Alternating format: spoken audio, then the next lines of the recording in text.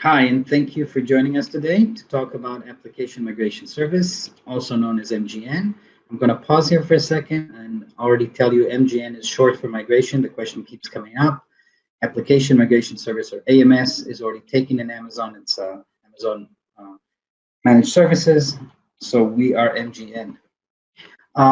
Really quickly, what we'll be talking about today, I'll present myself and my co-presenter. We'll do an overview of the service. We'll also do a detailed migration walkthrough, and we'll leave time for questions and answers, and we'll touch on some additional resources. So my name is Yaron. I'm a senior product manager at Cloud Endure, and I'm the owner of MGN.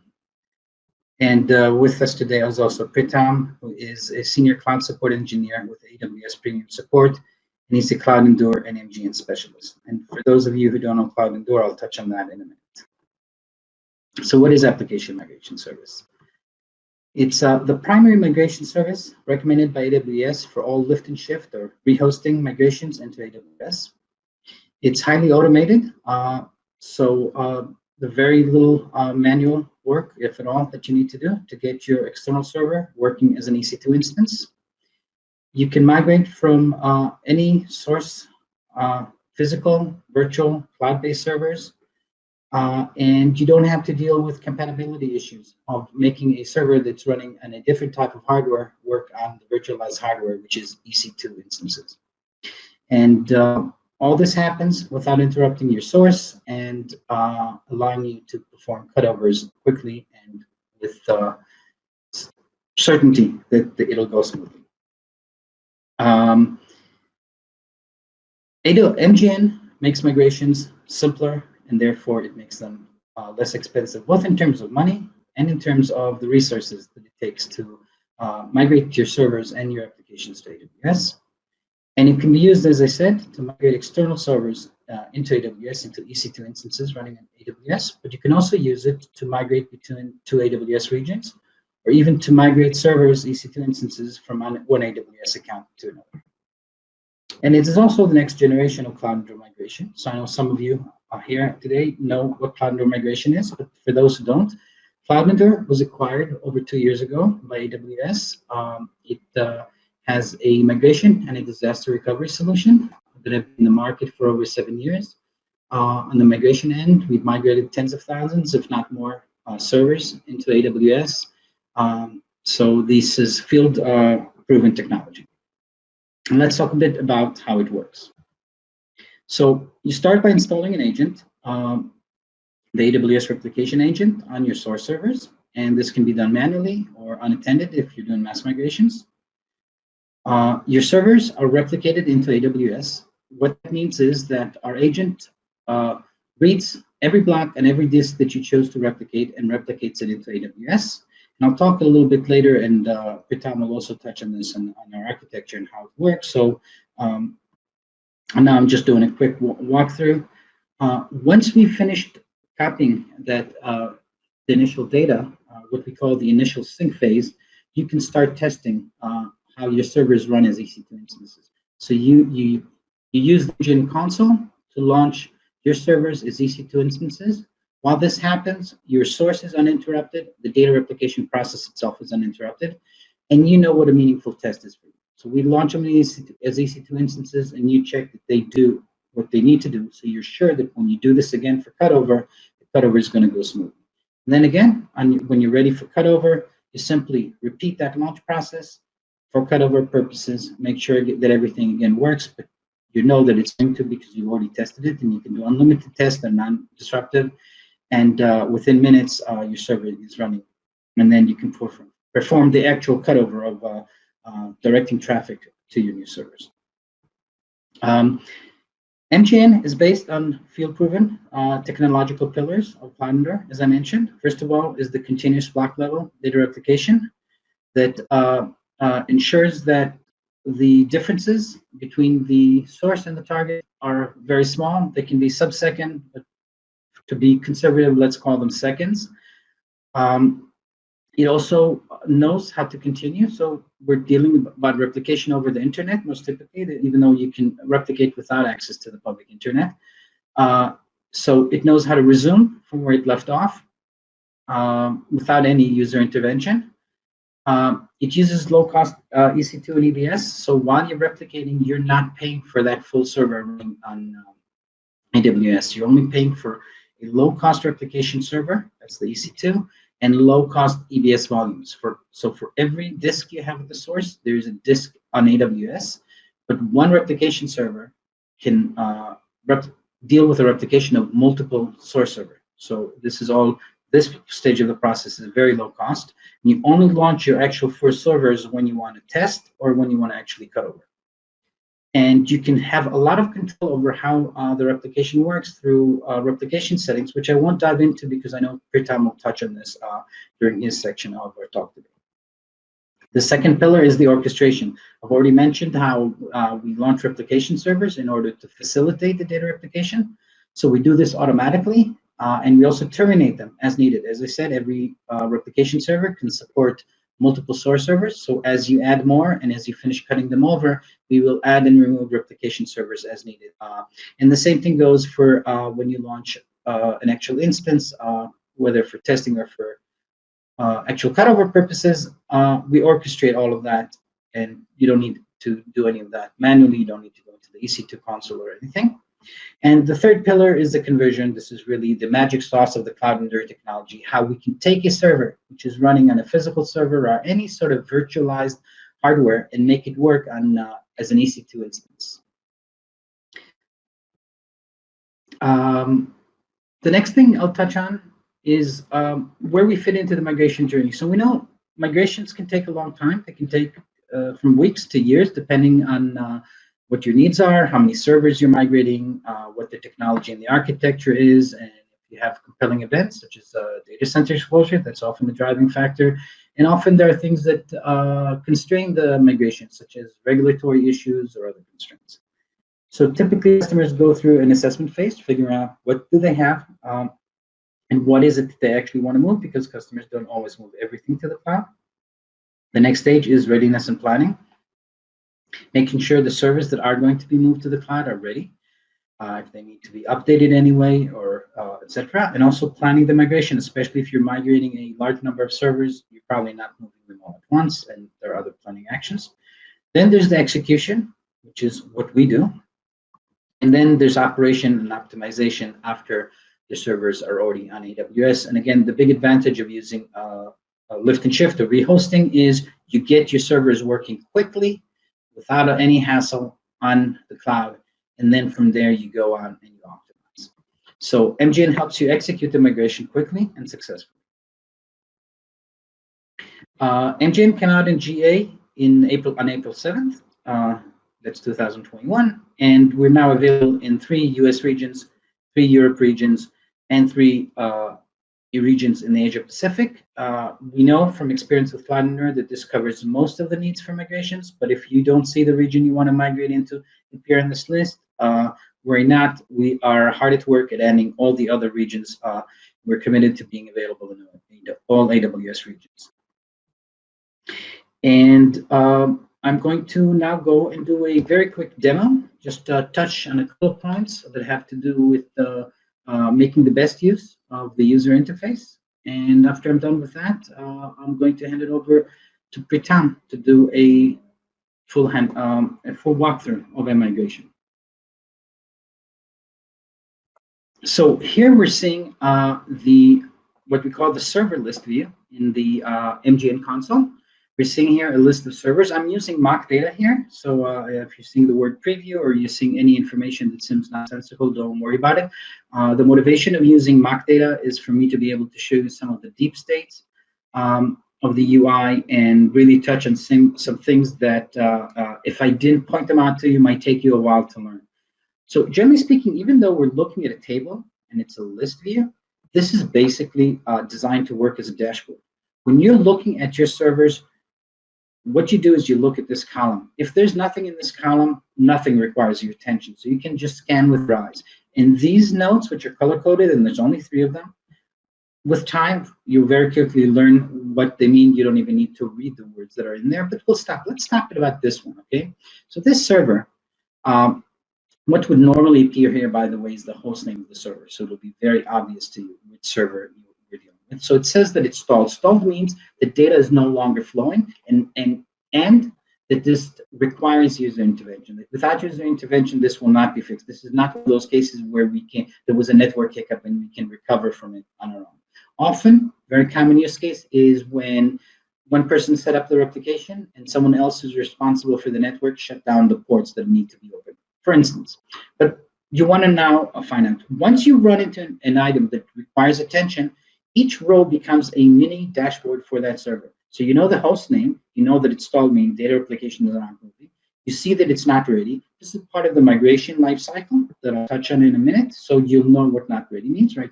Right, basically means it's not ready to be launched, tested, or cut over yet. And when you go on reading, you're saying, okay, we're in the initial sync phase and we've already replicated 92%, but we're stalled now. And what we have here is we always have a next step. We always try to tell you what is the next thing that you need to do with each server. In this case, we need to resolve the problem. So we're going to dive in and try to find out more about what's going on with the server. So here you can see we have a lot of tabs with a lot of information about this particular server, but always at the top, we tell you what your next actions are and show you any alerts if you need to. And in this case, you need to resolve the problem of this that's causing the stalled data replication, and you can jump and see details. It'll scroll right to the bottom, provide you a lot of information, which I'm not going to dive into right now what all of this means. But what I want to tell you is we'll always tell you what the problem is. We'll also give you a link that will take you straight to the documentation page to how to solve specific problems, because most issues that cause data replication to be stalled are easily fixable on your own, and you don't even need premium support. You just need to drill into that server, click on learn more, find out how I can solve this, and normally you'll be able to solve the problem yourself.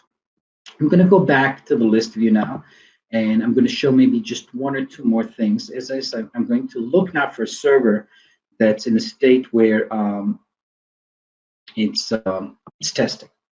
So this is a server where we can see we've already replicated 100%, meaning we've completed that initial sync. So it's already passed it arrived at the ready for testing stage. We've launched, meaning we went to test, we went to this menu and we've launched a test instance. And now we're showing that the test is in progress. So I've talked about the life cycle before. This component is very important. It ties in also to the actions you can do here. These all communicate with this. It ties into the next actions that you can do here. As you can see, we're telling you here that you have a launch server. The reason we're telling you this, well, this is a notice, not a yellow or red notice. Something we tell you about is because a launch instance costs you extra money. We want to make sure you don't keep it launched if you don't need it right now. And what it tells you here is that your next actions are to complete the testing and then to mark it as ready for cutover. So what is to complete the testing? You now have a running EC2 instance, and you know what a test is meaningful for you. It could be just to see that the launch is an EC2 instance. It could be that you want to SSH into it and see that you can connect to it. And it could be that you want to see it operating in the context of a full application. You know what a test is for you. Once you know that the test is done and good to go, from this menu, you choose Mark as ready for cutover. That'll change the lifecycle state for ready for cutover. And then when you look at the list view, and I'll show you that again in a minute, you can filter for servers that are in each state when you want to do certain actions. But let's say the test didn't go through, and you know you need to find out, maybe change something on your source server, or just explore this more.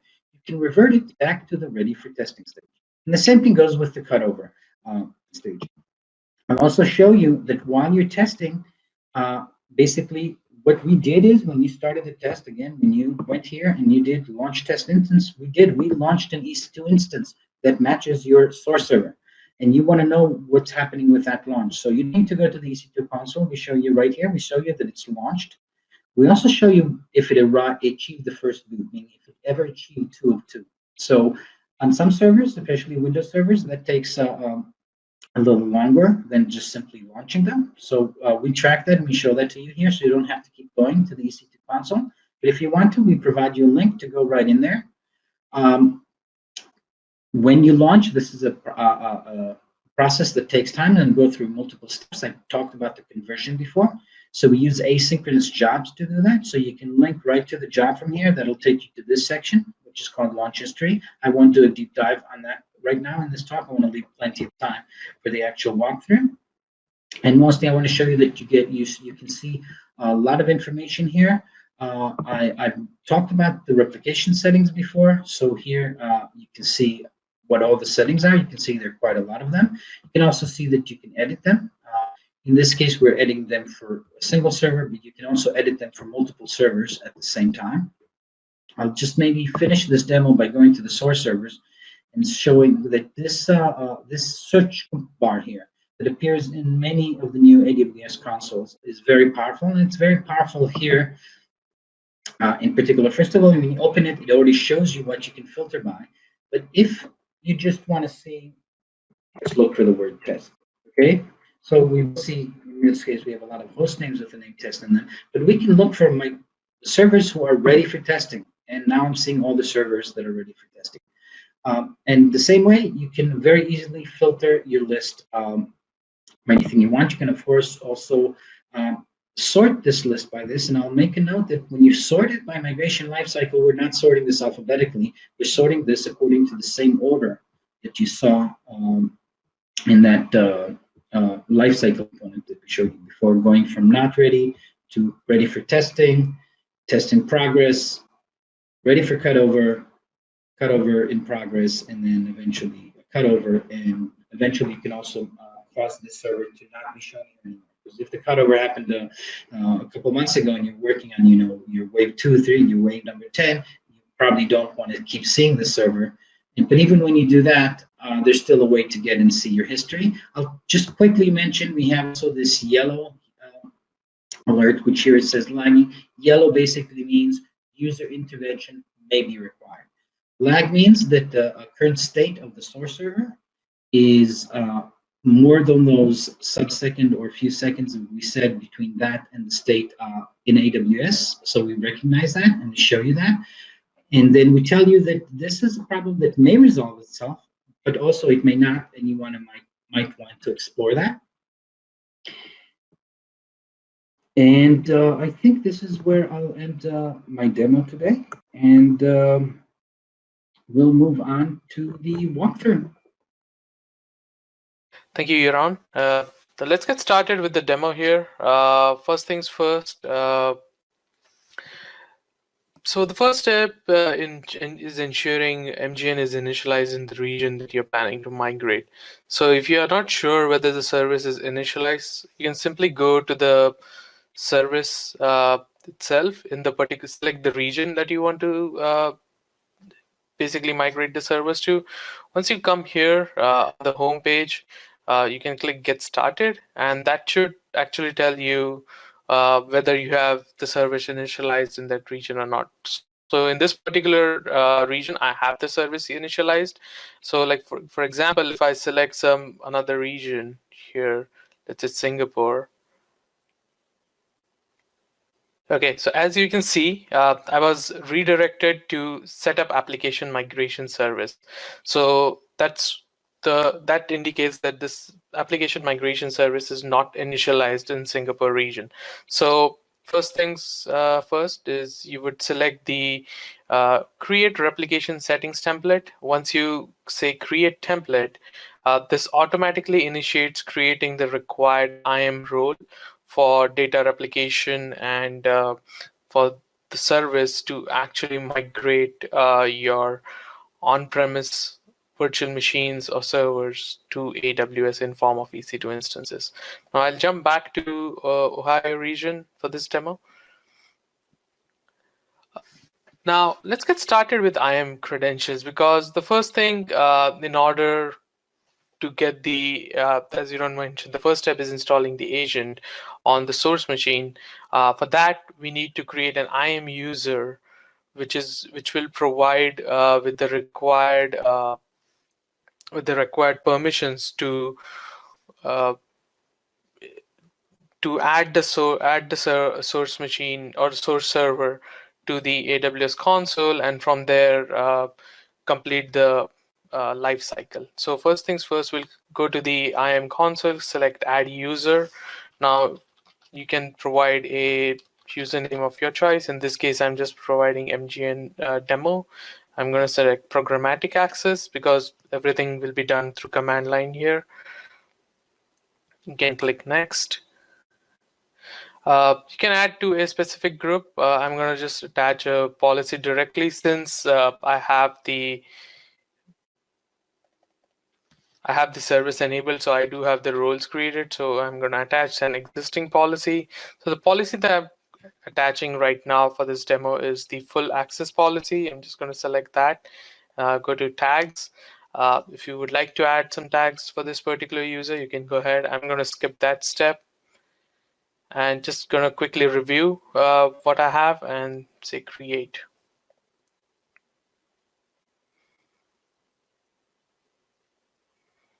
Okay, I have the credentials created. Make sure that you save this file for future use because you cannot retrieve the credentials again. You'll have to reset them. Now, going back, next step is going to add the servers. Now, for the purpose of this demo, we'll perform migration from US East 1 region to US East 2 for both Windows and Linux machines. In parallel, we'll also migrate a Windows machine from vCenter to AWS. So to get started with, let's go to the Windows server that I have running in US East 1. Okay.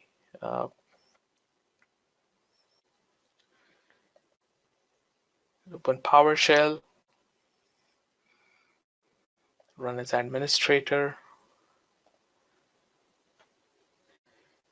First thing is we are going to download the replication agent on the server. So what I'm doing here, oops, sorry.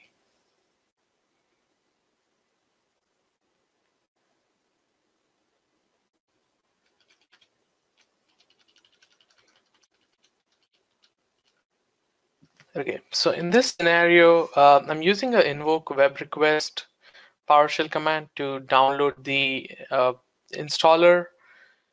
As you can see in the URL mentioned, I'm using US East 1 S3.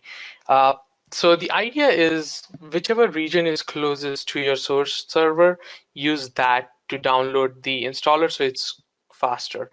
Let's say if you're in US East 2, modify the URL accordingly. So let's start the download here real quick. Okay, while this is downloading, going to quickly get the credentials that we need for this.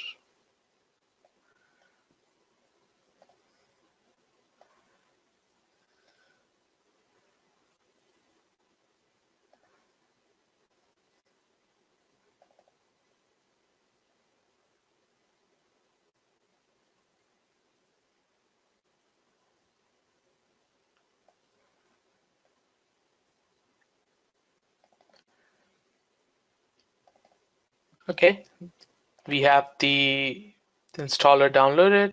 Now I will just navigate to the folder where it's downloaded and execute the installer.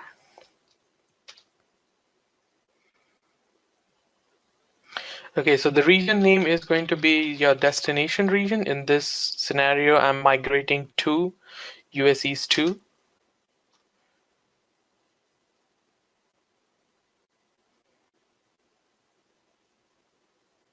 Okay, so this is the place where you will enter the access key ID for the user that you have created. And also specify the secret key.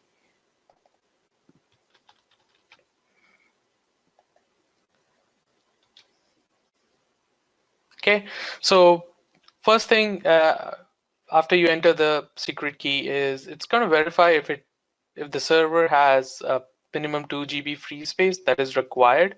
After that, it's going to start identifying the volumes for replication. in this particular step, you have the ability to enter the volumes that you're going to migrate. And for this particular machine, I only have one volume, so I'm not going to really enter a volume name. But let's say if you want to migrate or replicate all disk, all you have to do is simply hit enter, and it's going to select all disks. So as you can see, it has identified the disks to replicate, which is C. The size is 30 GB. And the agent is now downloaded and currently being installed. While that is going on, what I'm going to do is I have a Linux machine in this scenario. I'm just going to reconnect to it.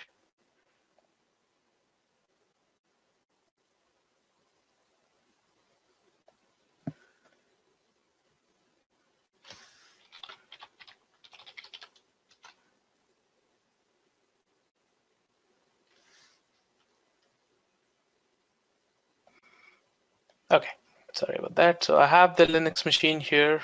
Okay, we will start the installation procedure. It's similar to what we do on Windows, where first you will download the agent and then perform the installation.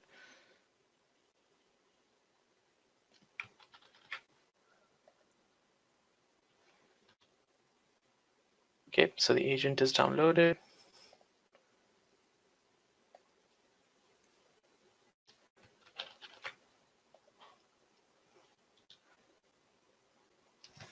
Same.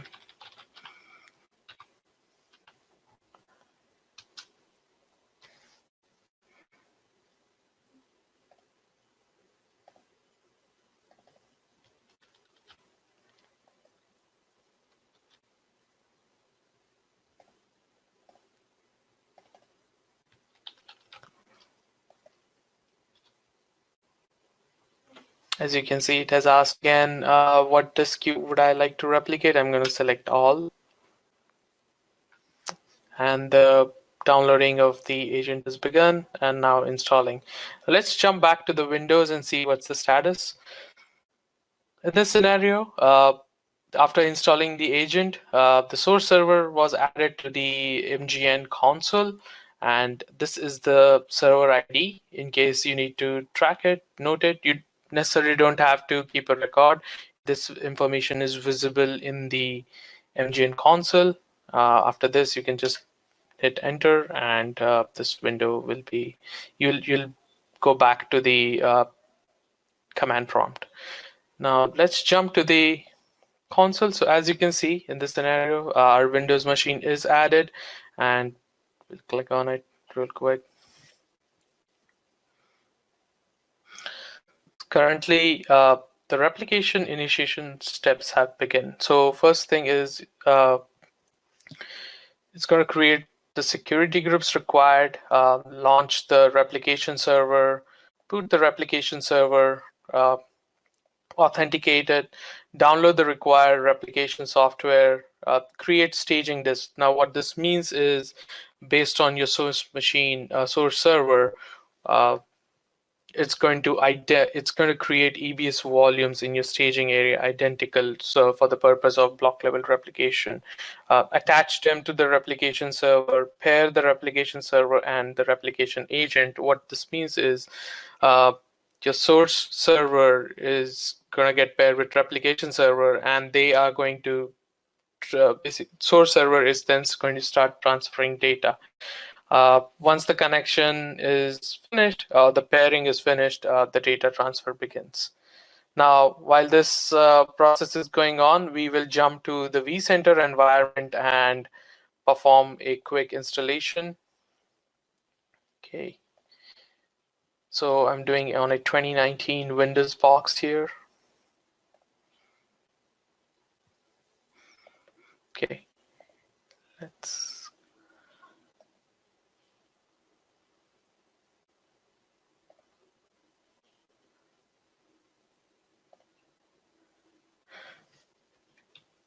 Okay, so in this scenario, I have downloaded the agent already on this box ahead of time. Now we'll just execute the command to install the agent. So another way to perform the installation is, let's say you don't want to type the region or the access key or the secret key like step by step. You just want a no prompt, I execute one command and done. You can certainly do that. So as you can see, I'm running the installer, region, access key, secret key, and then I've selected no prompt. What that means is it's going to take all the disks automatically attached to this machine and start replicating.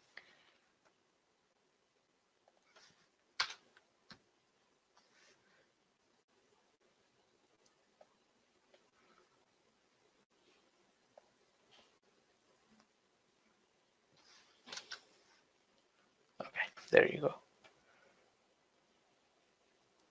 Okay, in meantime, let's go back while this installation is finished. Oh, okay, sorry. There is a typo in the command, which I'll be correcting as we speak.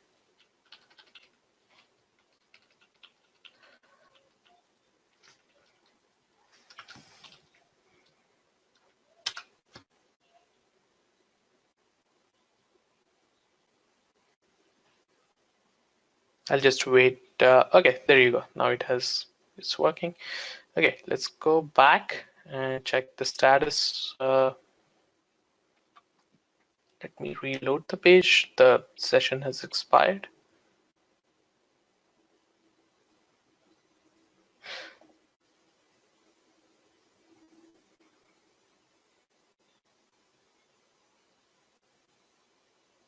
I'm pretty sure many of you who are using single sign-on, this is a very common experience that you may have after a certain time. Your session gets expired, and then you have to refresh the screen and go back to start where you had stopped. Okay, so one moment. Going back to the Application Migration Service console.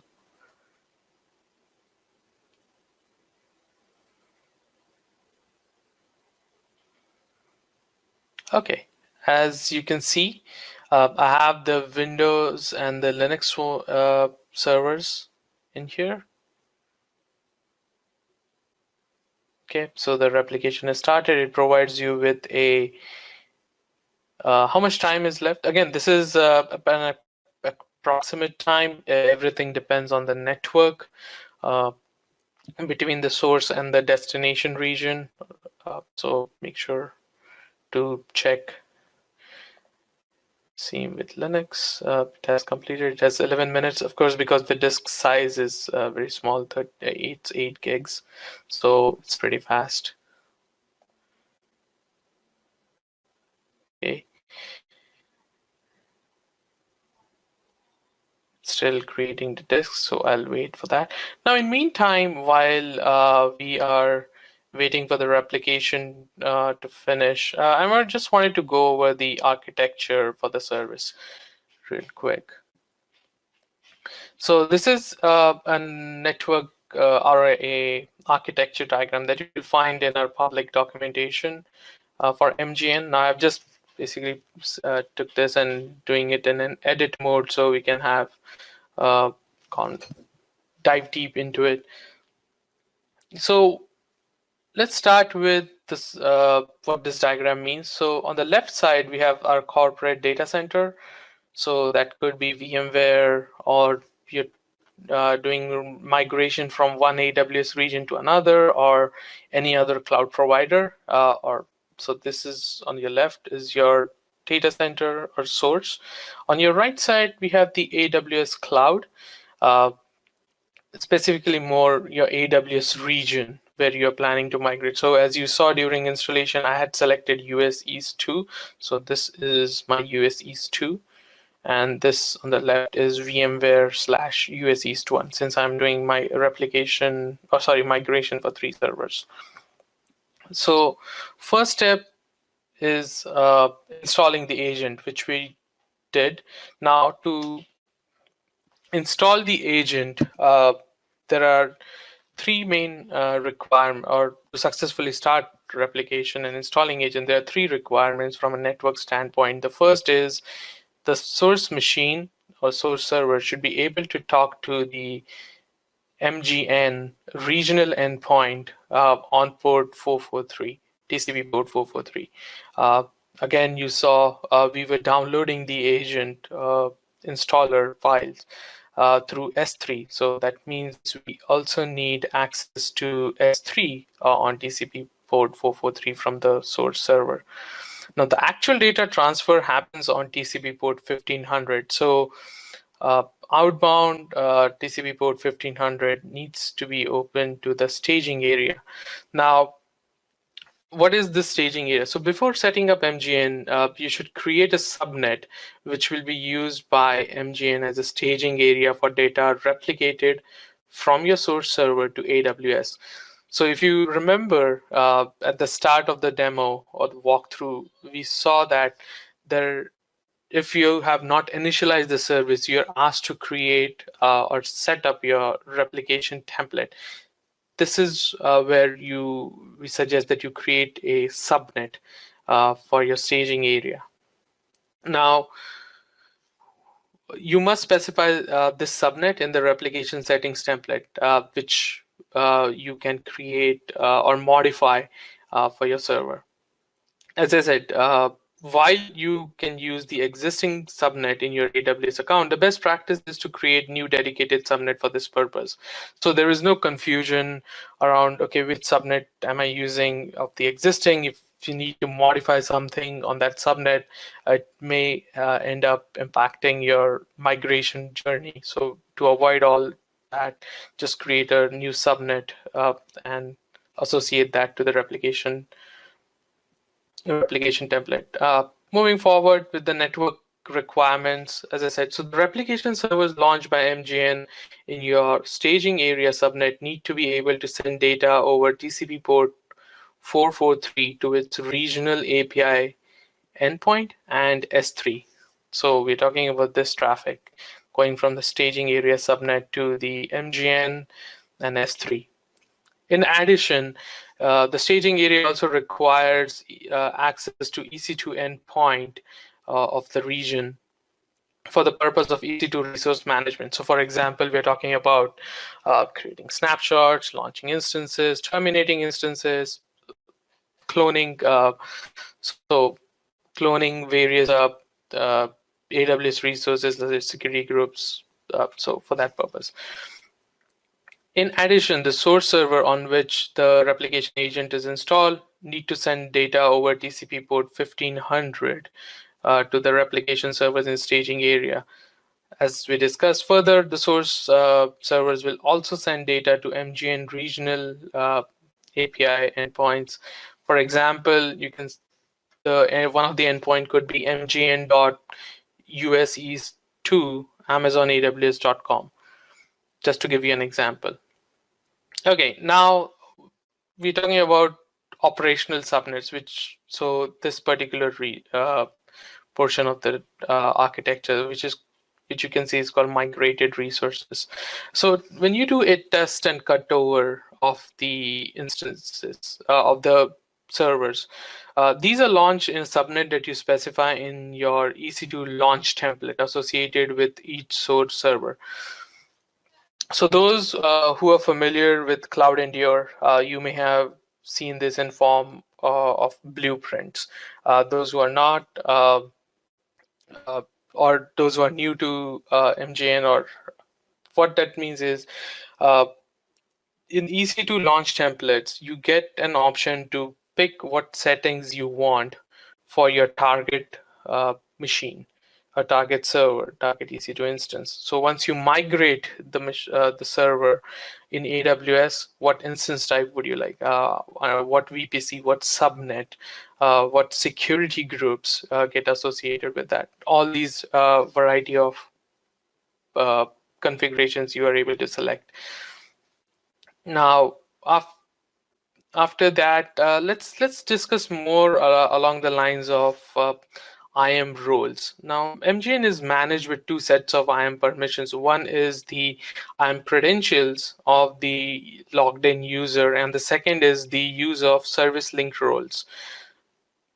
This allows granular control over permission. So we are going to discuss a few service linked roles. First, we'll go over is the AWS Application Migration Service role policy. Now, this policy allows the app MGN to manage AWS resources on your behalf, similar to what you may have seen from a cloud engineer perspective, the cloud engineer user used to do. Now, the second is the AWS Application Migration Conversion Server policy. This policy allows the application migration service conversion server, which are EC2 instances launched by MGN to communicate with the MGN service. So this is where the conversion server is basically making your source server compatible with AWS EC2 instance. So whatever needs to be done at that point. So like, for example, installing AWS drivers is one of the step that goes. So licensing, license activation, that's part of the conversion process. Next is the AWS Application Migration Replication Server policy. This policy allows the MGN replication servers, which are used, which are EC2 instances launched by MGN, to communicate with MGN service and to create EBS snapshots in your AWS account. So the EBS snapshots are basically the data that is transferred from your source server to AWS staging area subnet. So in that, so snapshots are taken, so there is no data loss. The next is the AWS Application Migration Agent policy. This policy allows installing and using the replication agent, which is used with AWS MGN to migrate external servers to AWS. Attach this policy to your IAM users or roles whose credentials you provide when installing the AWS replication agent. So this, if you want to provide more explicit permissions to the user, the IAM user you have created, you can select this particular policy as associated. Now let's see if you want to integrate it more with Migration Hub. There is a linked role for that as well, which is called AWS Application Migration MGH access. So this policy allows AWS MGN to send metadata about the progress of servers being migrated using MGN to AWS Migration Hub. The next one is the AWS Application Migration Full Access, which is the one I have associated the user to, which I have attached to the IAM user. So this policy provides permission to all public APIs of AWS MGN, as well as permissions to read KMS key and EC2 information. So if you decide to encrypt everything in AWS, this policy can be used. The next one is AWS Application Migration EC2 access. This policy allows Amazon EC2 operations required to use MGN to launch the migrated servers as EC2 instance. Again, all these policies, as you can see so far, provides with granular access to the service. So if you have a team who is divided into, okay, certain members are going to install agent, certain members are responsible for the actual testing, and then the remaining folks are responsible for the cutover, you can provide granular permissions based on that. Now let's go back to the MGN console and see what's the status of our servers. Oh, let me go. Okay, so as you can see, the Linux machine is fully migrated, and as per the life cycle, it is ready for testing.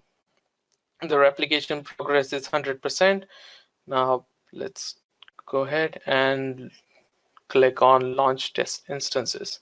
So this provides a small disclaimer, you can say, where it provides information what exactly is going on. So we are about to launch EC2 instance for one server, as we selected.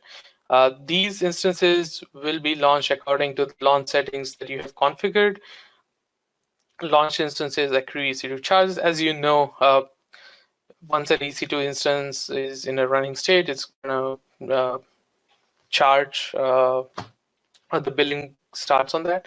So I'm going to select launch, and then while the instance is launched, we will go back to the launch settings real quick. So this is the MGN job ID.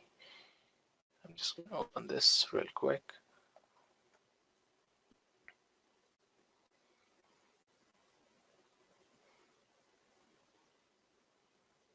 Okay, so you can check the job log and track what exactly currently is going on. So we'll let this process continue, and we'll jump back after a few minutes. So going to the launch settings real quick. So there are two things on this particular page. One is the general launch settings. So in this, let me just edit real quick. You can select the what do you want as the instance state. Do you want to start the instance upon launch or stop? You want to copy the private IP of the source or not? You want to transfer in tags? What kind of licensing you want? So this is the basic launch setting. Now, a more granular launch setting would be or can be done via the EC2 launch template, where let's go ahead and modify it real quick. So every time you change the EC2 launch template, a new version of the template is created, and in order for MGN to use the newly created version, you must mark it as default. So we'll click on modify. This should automatically take you to the launch template console, which is basically the EC2 management console.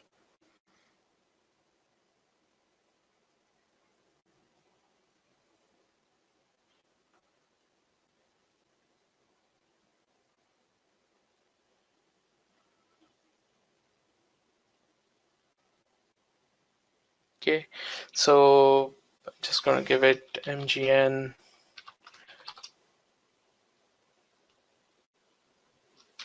demo, the name of the description. Okay. In here, I do get a chance to start with, okay, the few things important. You get a chance to select what instance type you want to launch. Maybe C4 2x large is you feel is too bulky, or you don't really need that kind of vCPUs and memory. So you can definitely go back and select, let's say, T3, for example.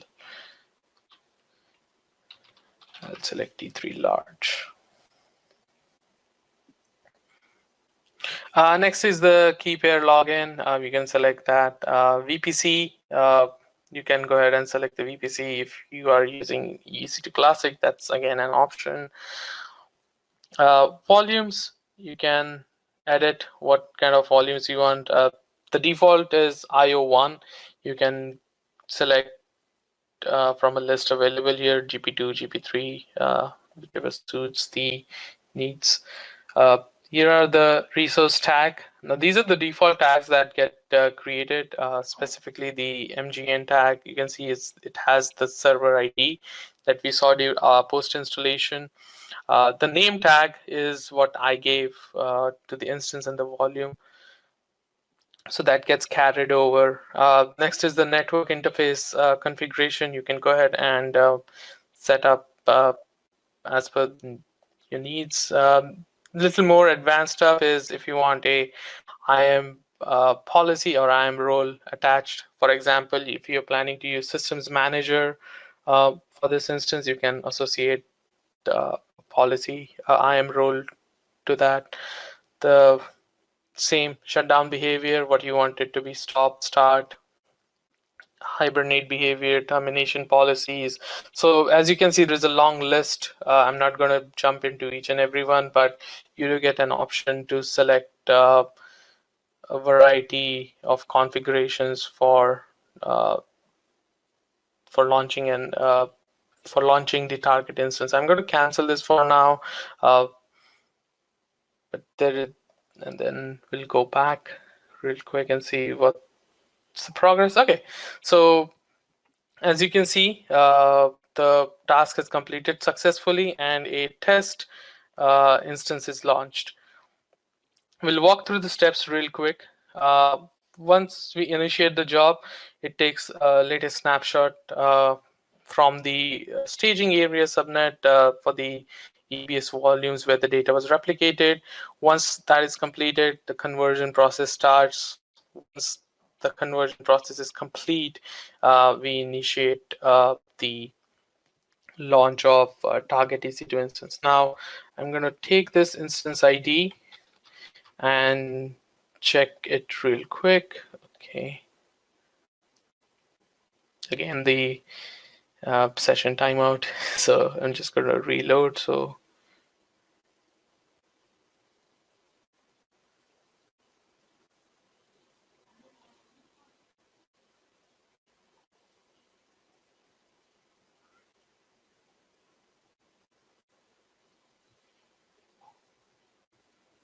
okay, I am going to go to US East 2, since that's the destination region for this migration.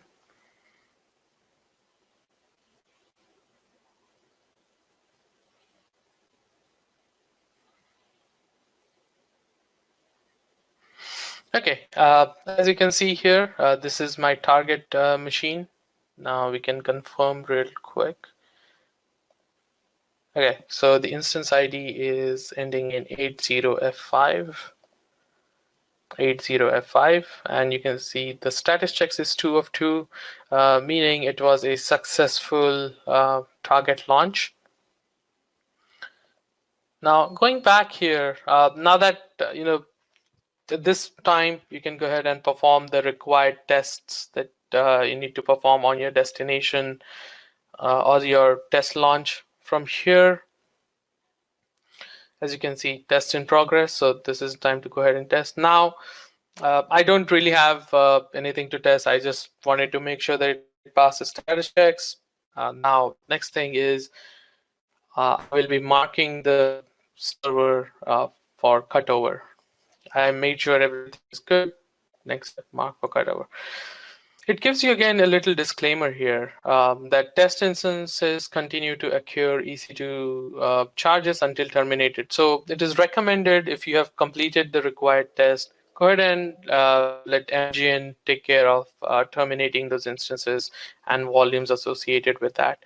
So next time you launch, you're not doubling your charges. So you can select continue here, and I've selected this option, yes, terminate launch instances. Okay, so as you can see, it's ready for cutover, and you go back to this window. Okay, as you can see, the MGN is already shutting down the machine, and it will be terminated shortly. Okay, going back to my Linux machine. Okay, it says ready for cutover, and I'm gonna start with the launch cutover machine. So it's the same disclaimer as you saw for the test, but just we're doing a launch. So we'll do a launch. Now let's say you don't know the job ID or you don't have that link. You do it from this screen. So it's simple. You can go to the launch history on the left side, and it shows you which based on the date timestamp. So as you can see, it started a few seconds ago. So I can just go to this particular job. It provides you with the start time, and it has started again taking the latest snapshots. So in meantime, we'll go back to the Okay, my Windows machine is about 85% done. 85% done, so 9 minutes left. We'll check on the VMware source machine.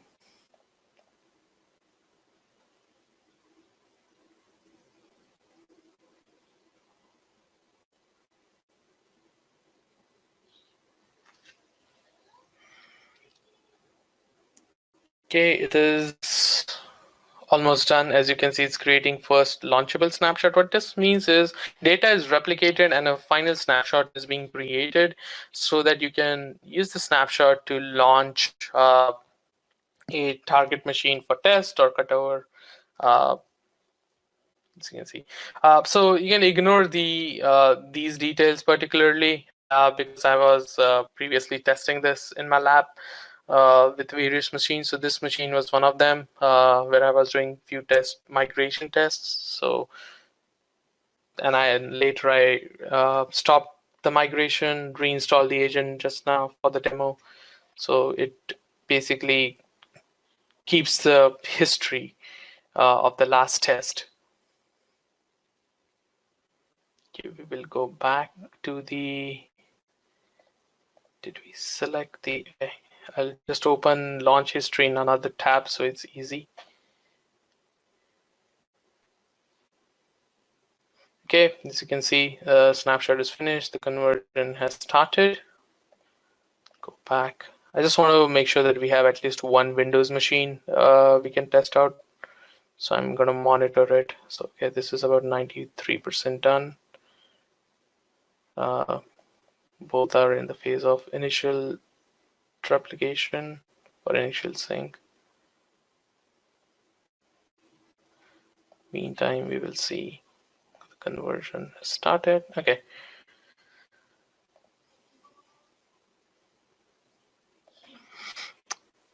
Okay, in meantime, let's go over a few details, what we see for each source server. So if you click on the server info, you have the last update. When was this particular server added? What is the server ID? So this is, you can see as the AWS ID, the ARN for the server. Now, once the agent is installed, it collects various details. So in this scenario, you can see the CPU information, how much memory it had. For disks, we will check the disk settings tab. Based on the CPU and memory of the source server, MGN makes a recommendation. What instance type should be used to launch the target EC2 instance? You can, of course, change this if you think C4 2x large is you don't really need that kind of a instance type. You can, as I said, you can go to launch settings and modify that. So the host name is taken directly by or is grabbed by the replication agent. So MGN demo lin. Since this is a machine in US East 1 region, we are doing US East 1 to US East 2. So it provides me with the source instance ID, its network interface information, and what type of machine it is. So it is a Linux machine. You can get all these details here. Next is the tag. So I have a name tag for that particular server. So you can see it's MGN demo. Going to the disk settings, it provides you with a list of disks that are being replicated. You can always come here and change the staging disk type. Remember, this is not the target EC2 instance, target EBS volume disk type. This is the staging. So what kind of disk type you want to use for your replication environment? You can come here and select. And this is the replication template that we were talking about. So as you saw in the Singapore region at the start of the demo, I showed that it had asked to set up or initialize the MGN service. This is the replication template which was displayed. You can come here and modify the replication template later if you want to for each server. This option is available. You can come and go ahead and do it. Okay, let's go back here and see. Okay, so we do have a successful cutover for this particular machine. The instance ID is ending in 98AC0. So we will go to the instances. I'm going to refresh the tab real quick. So as you can see, the previous launched instance is terminated, and this is the new instance that is launch part of the cutover. Currently, it's still going through the initialization state, so we are waiting for it to pass the status checks, but this is where you can come and check. In the meantime, we will see if we have a okay, so as you can see, we have the next step has finalized the cutover. Okay, good. So the Windows machine is 100% in sync and creating snapshot as we speak.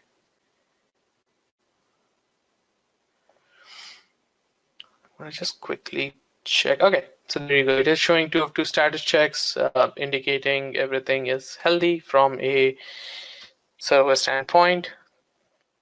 Now, this is going to be your final server. So you have done a cutover. Now, what we can do is go back to the machine itself. And you can see the next step suggested is finalize the cutover. So I'm going to select here and say finalize cutover.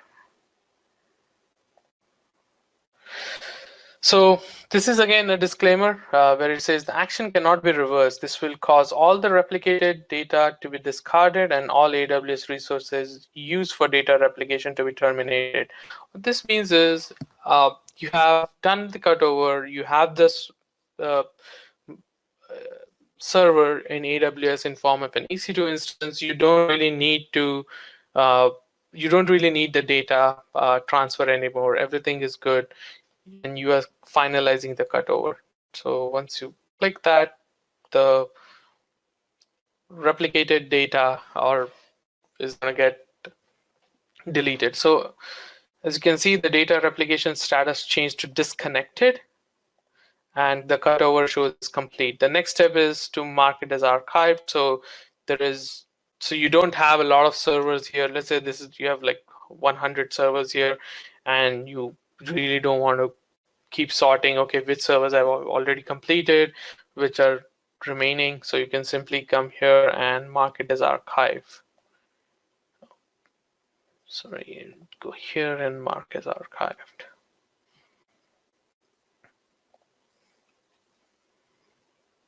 And it disappears. So that's pretty much it. And then if we go back, the instance is still here. So it did not. So as you saw in the test launch, after we said, okay, I'm ready for cutover, it terminated. But since we performed a cutover now, it's not going to delete any of the launch instances, because this is the final production EC2 instance that you have migrated. Okay. So we have the VMware machine ready for testing based on the life cycle. So okay, right here it has changed. So I'm gonna go ahead and quickly do a launch test instance for this.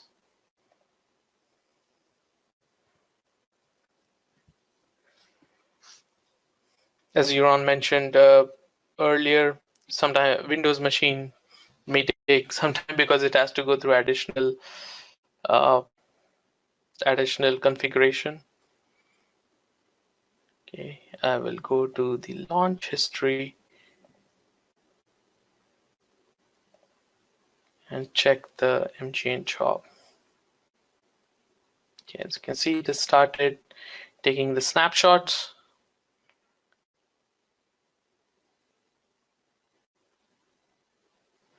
We will go back to the. So while this is while the test launch is in progress, everything that happens from a replication perspective or a test launch or a cutover, you can see the CloudTrail events where it provides you with additional details on the API calls. You can use that for auditing purpose as well. So right now, it will sort the events just for this particular server ID. So, which is, sorry. Okay, the server ID is, okay, ending in PE5EE, as you can see. So you can select the resource name, type it, and it provides you with the details. Going back, I'm going to see if the EC2 instance is ready yet.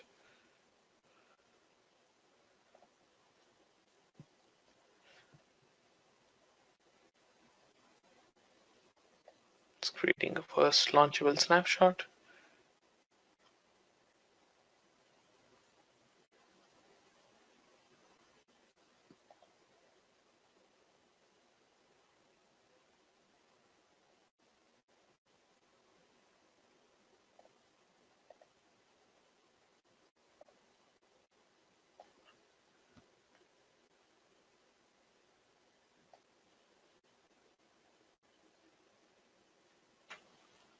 Okay, we will see. Okay, so right now, okay, as you see, it had previously launched, as I said, I had done some testing.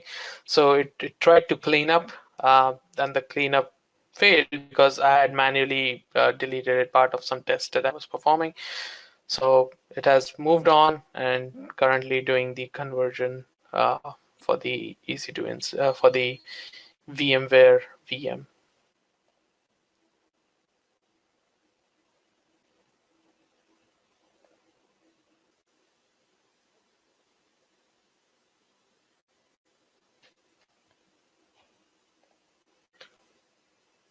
So while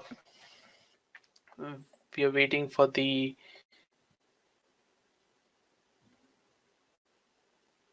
job, the conversion to complete, as you can see, we performed two test launch and one cutover. So every time a new conversion server is launched by the MGN service, so this, so 1:1 ratio.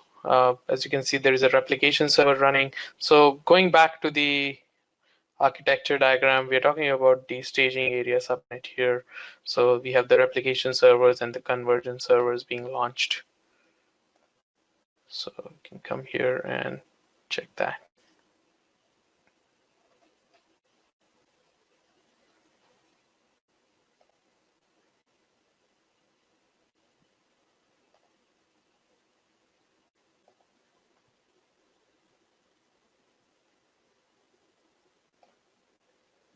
Go back and check the job. It is still in the conversion phase. So it will take maybe another 5 to 7 minutes, I would say, at this point.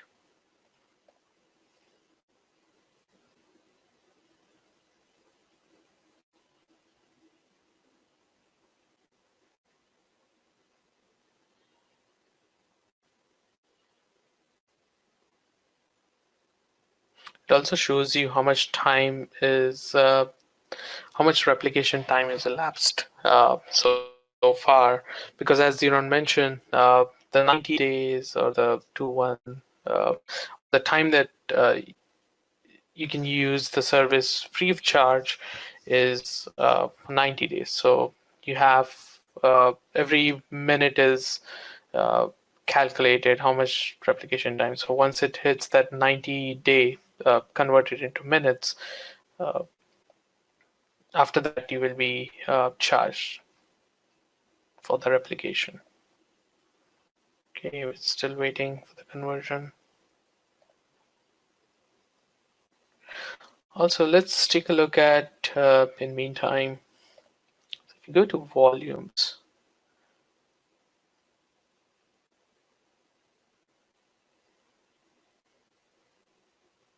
so you can see the volumes are tagged. Oh, sorry, didn't mean to. Okay. With, So you have the MGN demo. So all the volumes are created with the same tag as the EC2 instances. And so it's easy for you to come to the volume section and see, okay, which volumes are created by MGN and what's the purpose. So it's easy to come here and track those.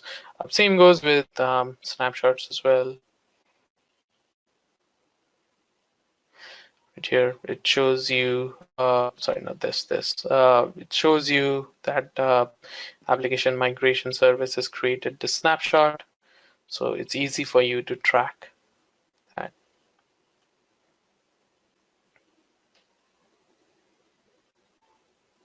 Just going to quickly expand it real quick. Okay. And as I've enabled encryption, so you see all the snapshots are encrypted. Going back.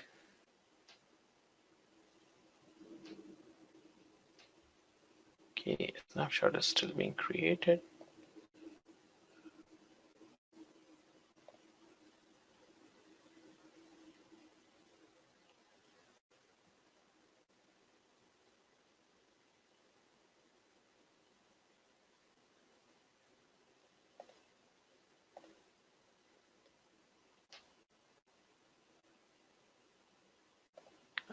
We'll do EC2 instances dashboard in meantime.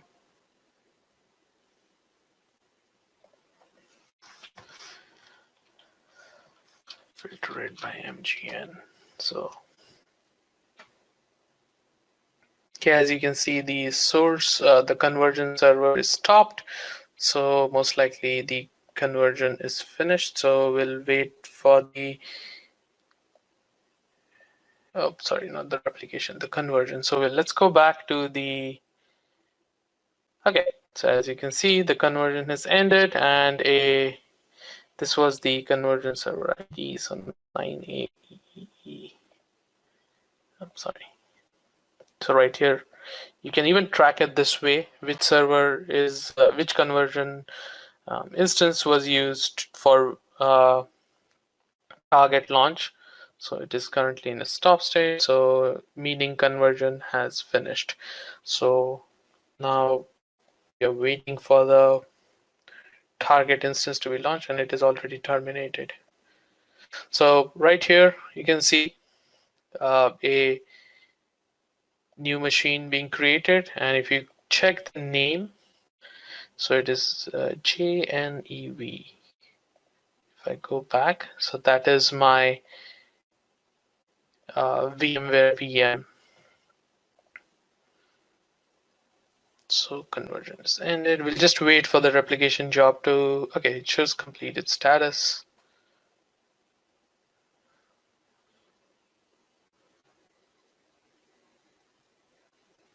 Okay, now let's go to the source server real quick, and you can see here it shows as launched.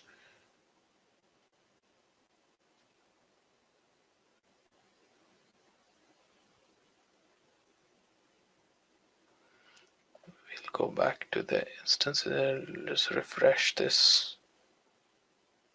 It's initializing as we speak.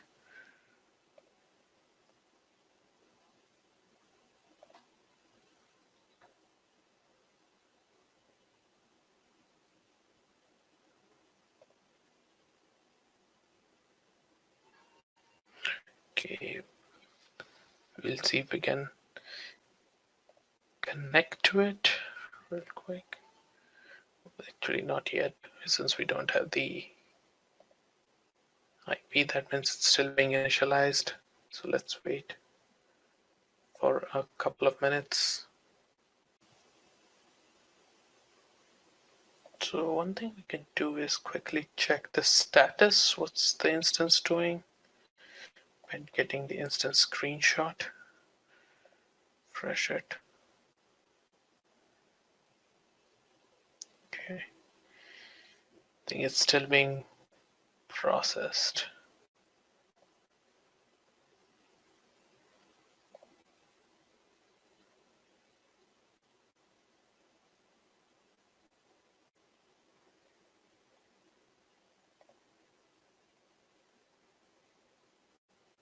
Okay, so we do have the Windows login screen. That means the instance has came up successfully. So let's just wait maybe another minute or so. So we are going to follow the same process. I mean, the process is same, whether it's a Linux machine or a Windows machine. You're going to, once the testing is complete, you're going to click ready for cutover, cutover complete, and then disconnect and archive the server. At this point, you can end the demo. As the machine, as you can see, it has came up to the login prompt, and I'm just going to quickly. Okay, there you go. It is now passing 2 of 2 status checks, indicating it has the required network, storage, everything. So that concludes the demo for MGN service. Thank you.